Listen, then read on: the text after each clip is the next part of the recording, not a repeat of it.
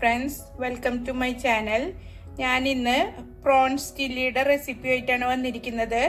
വളരെ ഈസി ആയിട്ട് ഉണ്ടാക്കിയെടുക്കാൻ പറ്റിയ ചില്ലിയാണ്. നമ്മൾ ചിക്കൻ ചില്ലി ഉണ്ടാക്കുന്ന അത്ര പണിയൊന്നും ഇതിനില്ല. എല്ലാവരും ട്രൈ ചെയ്ത് നോക്കണം.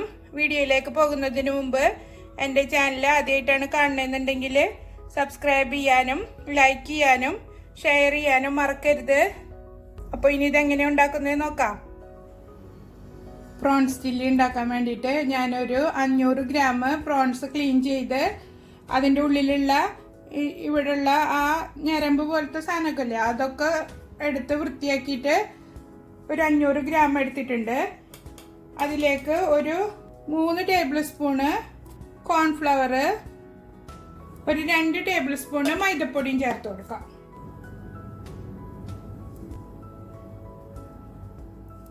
പാകത്തിന് ഉപ്പ്, 1 ടീസ്പൂണ് മുളക് പൊടി. ഞാൻ കാശ്മീരി മുളക് പൊടിയാണ് എടുത്തിരിക്കുന്നത്. നിങ്ങൾ നിങ്ങളുടെ എരിവിനനുസരിച്ചിട്ടുള്ള മുളക് പൊടി ചേർത്ത് കൊടുക്കണം. 1 ടേബിൾ സ്പൂണ് സോയാ സോസ്.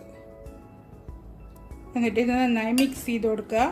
ഇതിലേക്ക് കുറേശ്ശെ വെള്ളം ചേർത്ത് കൊടുത്തിട്ട് വേണം മിക്സ് ചെയ്തെടുക്കാൻ, അല്ലെങ്കിൽ ഈ പൊടി ഇതിൽ കോട്ടായി കിട്ടില്ല. കുറേശ്ശെ വെള്ളം ചേർത്തിട്ട് നന്നായി മിക്സ് ചെയ്തെടുക്കുക.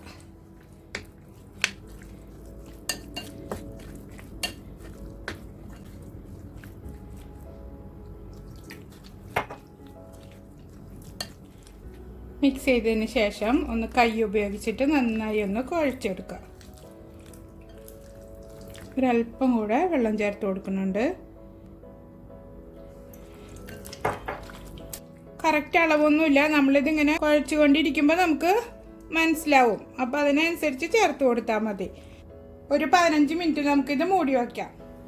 ചെമ്മീൻ ഫ്രൈ ചെയ്യാൻ വേണ്ടിയിട്ട് ഞാൻ പാൻ അടുപ്പത്ത് വെച്ചിട്ട് നന്നായി ചൂടാക്കി എടുത്തിട്ടുണ്ട്. ഇനി ഇതിലേക്ക് ഫ്രൈ ചെയ്യാൻ ആവശ്യത്തിനുള്ള ഓയിൽ ഒഴിച്ചു കൊടുക്കാം.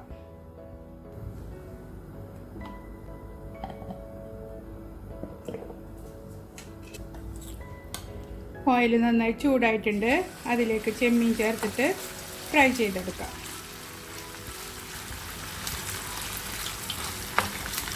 ഇത് നന്നായി ക്രിസ്പി ആക്കിയിട്ട് ഫ്രൈ ചെയ്തെടുക്കരുത്. ഇത്തിരി ഒന്ന് ജ്യൂസി ആയിട്ടുള്ള ടൈപ്പിൽ ഫ്രൈ ചെയ്തെടുത്താൽ മതി. എല്ലാവർക്കും അറിയാമല്ലോ, ഒരുപാട് നേരം ചെമ്മീൻ ഇട്ടിട്ട് വേവിച്ചെടുത്താൽ അതിങ്ങനെ റബ്ബർ പോലെ ആകും. ഇത് ഒരു സൈഡ് മൂക്കുമ്പോൾ നമുക്ക് മറിച്ചിട്ട് കൊടുക്കാം. ഒരു സൈഡ് ഫ്രൈ ആയി വന്നിട്ടുണ്ട്. ഇനി ഇത് മറിച്ചിട്ട് കൊടുക്കാം.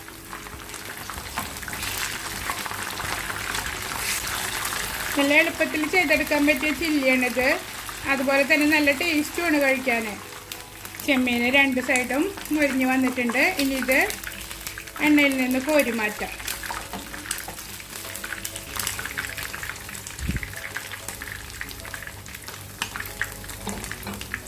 ഇതുപോലെ തന്നെ ബാക്കിയിരിക്കുന്നത് നമുക്ക് ഫ്രൈ ചെയ്തെടുക്കാം. ചെമ്മീനെ ഫുള്ള് ഫ്രൈ ചെയ്തെടുത്തിട്ടുണ്ട്.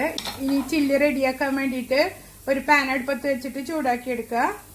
പാൻ നന്നായി ചൂടായിട്ടുണ്ട്. അതിലേക്ക് നമ്മൾ ചെമ്മീൻ ഫ്രൈ ചെയ്ത് വെച്ചിട്ടുള്ള ഓയിലിൽ നിന്ന് തന്നെ ഒരു 2 ടേബിൾ സ്പൂണ് ഓയിൽ ഇതിലേക്ക് ഒഴിച്ചു കൊടുക്കുക.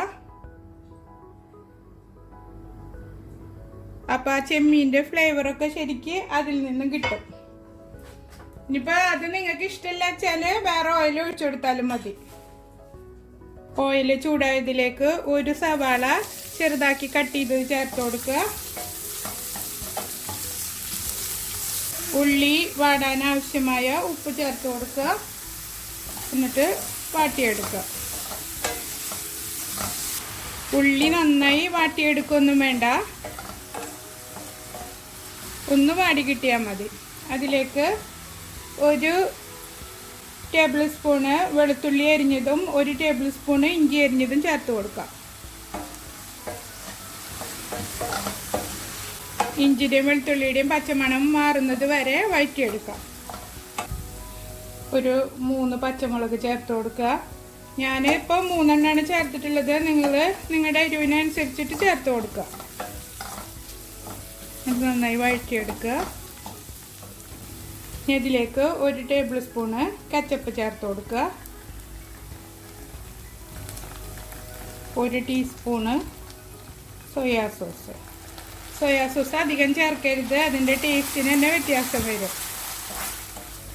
1 മിനിറ്റ് നന്നായി വഴറ്റിയതിന് ശേഷം അതിലേക്ക് നമ്മൾ പൊരിച്ച് വെച്ചിരിക്കുന്ന ചെമ്മീൻ ചേർത്ത് കൊടുക്കുക. എന്നിട്ട് നന്നായി മിക്സ് ചെയ്തെടുക്കുക. ഈ ഉള്ളിയിലൊക്കെ ഇട്ടിട്ട് നന്നായി ഇത് വഴറ്റിയെടുക്കണം. അപ്പോൾ നന്നായി വഴറ്റിയെടുത്താലേ ചെമ്മീനിലേക്ക് ഈ ഉള്ളിയുടെ സ്മെല്ലൊക്കെ കിട്ടുള്ളൂ. ഒരു 2-3 മിനിറ്റ് ഇതിലിട്ടിട്ട് വഴറ്റിയെടുക്കുക.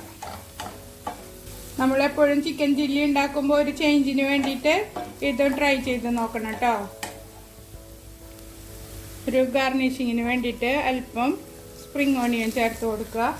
നിങ്ങൾക്ക് വേണമെങ്കിൽ മല്ലിയില ചെറുതാക്കി എരിഞ്ഞത് ചേർത്ത് കൊടുക്കാം. അങ്ങനെ നമ്മുടെ ചില്ലി റെഡി ആയിട്ടുണ്ട്. ഇനി ഇത് ചൂട്ടോടെ തന്നെ സർവിങ് ഡിഷിലേക്ക് മാറ്റാം. ഇനി ഇത് നമുക്ക് സർവിങ് ഡിഷിലേക്ക് മാറ്റാം. എല്ലാവരും ട്രൈ ചെയ്ത് നോക്കണം. ഇഷ്ടമാവുകയാണെങ്കിൽ എൻ്റെ ചാനൽ സബ്സ്ക്രൈബ് ചെയ്യാനും ലൈക്ക് ചെയ്യാനും ഷെയർ ചെയ്യാനും മറക്കരുത്.